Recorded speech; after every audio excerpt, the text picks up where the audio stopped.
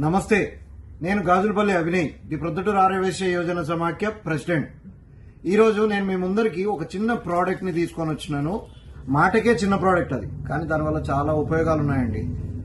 ఆవు పేడ గురించి మీకు తెలియదు ఏం లేదు. ఎంత శ్రేష్టమైనదో, యాంటీ ఫంగల్, యాంటీ బ్యాక్టీరియల్.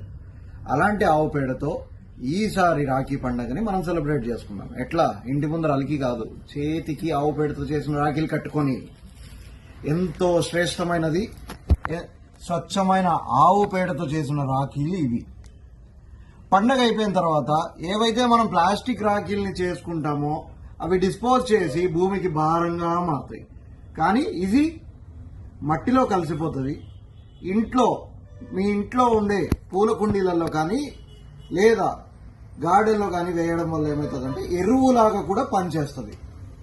జీవితం మొత్తం స్ట్రెస్, స్ట్రెయిన్ అని చెప్పేసి